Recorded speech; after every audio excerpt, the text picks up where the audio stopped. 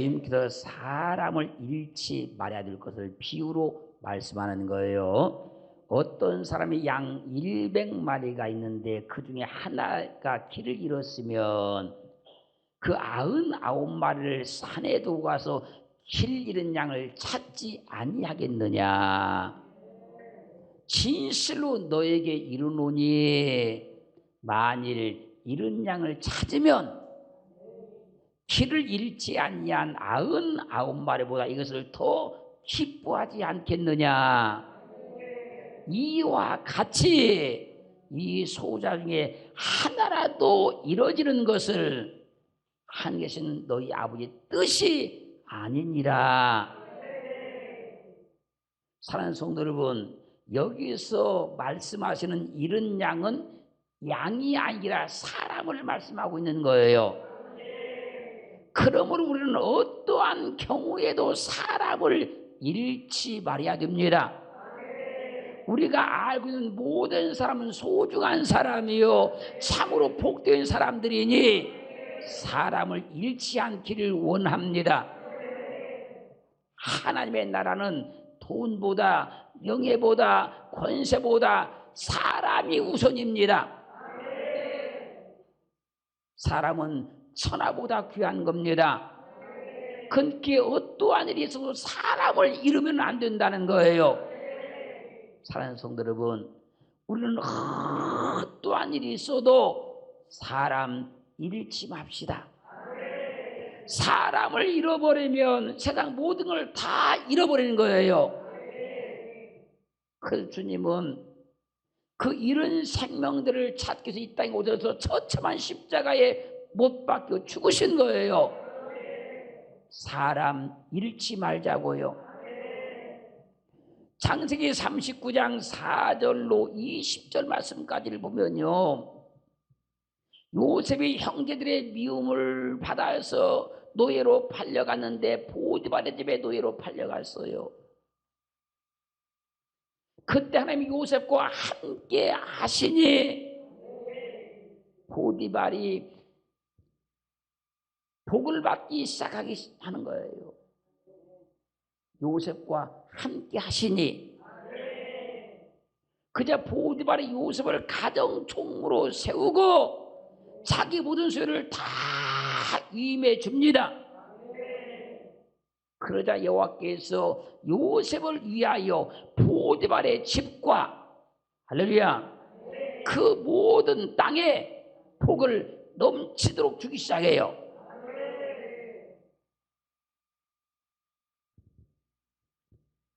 보디발은요 요셉을 얻었기 때문에 복을 받은 거예요. 요셉이 그 집에 왔기 때문에 복을 받기 시작한 거예요. 그런데 그 후에 보디발의 아내가 요셉의 쫀쌈에 반해가지고 날마다 동침하기를 청해요. 그때 요셉이 단호하게 거절을 합니다. 요셉에게 한 번이 거절을 당한 보디발 아내가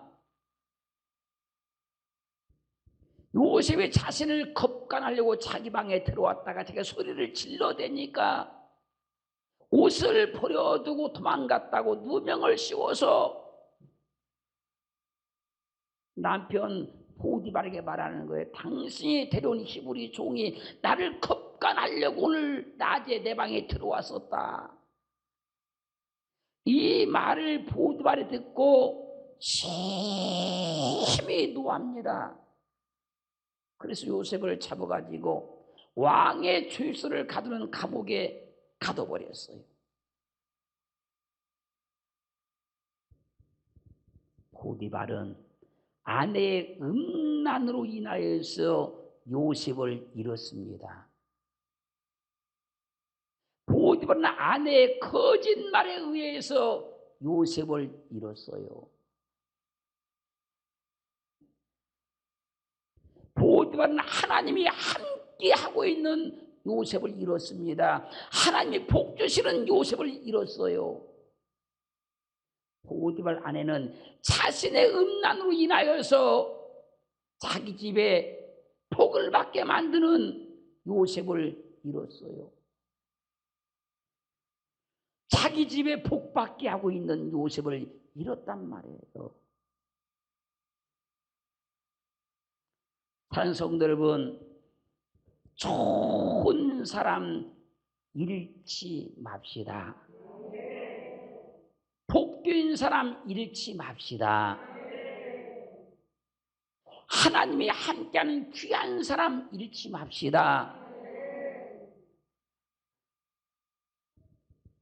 그리고 창세기 41장 37절로 43절 말씀까지를 가면 요셉이 감옥에 갇혀 있을 때에 바로 왕이 꿈을 꿨는데 그 꿈을 아무도 해석을 못합니다.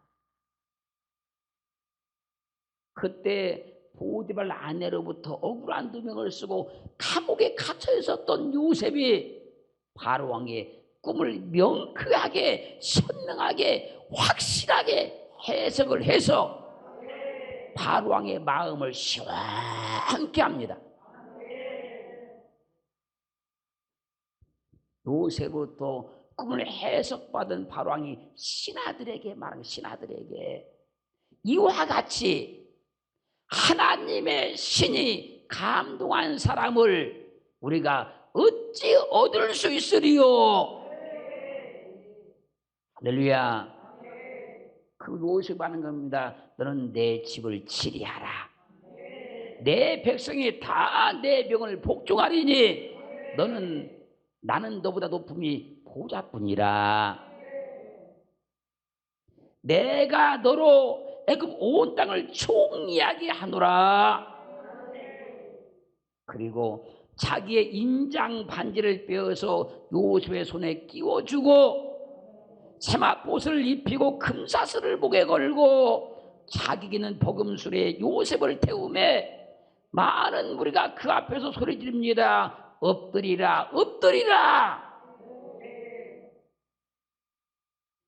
보디발과 그의 아내는 복받겠던 요셉을 잃었고 바로 왕은 하나님의 신에 감동된 요셉을 얻었습니다. 그런데 우리는 하나님의 신에 감동된 사람을 잃지 말고 얻어야 된다는 거예요. 하나님의 신에 감동된 사람은 일반 평범한 사람 100사람보다 훨씬 낫습니다. 근데 사람들이 하나님의 신에 감동된 사람을 자꾸 잃는 거예요. 하나님이 복 주는 사람을 잃지 말고 얻어야 된다는 거예요. 하나님이 함께하는 사람을 잃지 말고 얻어야 된다는 겁니다. 그러므로 인생과 삶이 안 되는 사람, 인생과 삶이 안 되는 사람은 좋은 사람을 자꾸 잃는 사람들입니다. 그런데 인생과 삶이 잘 되는 사람은 좋은 사람을 절대로 잃지 않고 얻는 사람인 거예요. 출애굽기 1장 8절로 11절 말씀까지를 보면요, 요셉을 알기보다는 새 왕이 등장해서 애굽 나라를 다스립니다. 근데 그때 보니까 이스라엘 백성들이 숫자가 무지무지 많은 거예요. 그래서 그가 신민을 불러다가 말하는 거예요. 이스라엘 백성이 우리 자손보다 훨씬 더 숫자가 많고 강하도다. 자, 우리가 그들에게 지혜롭게 하자.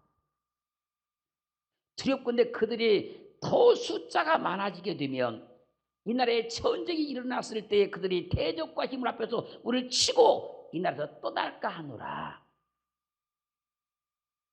그래가지고 감독들을 세워서 이스라엘 백성들에게 무거운 짐을 지워서 고생스럽게 고통스럽게 만들면서 바로 자신을 위해서 비돔과 남새성을 건축하게 만드는 거예요.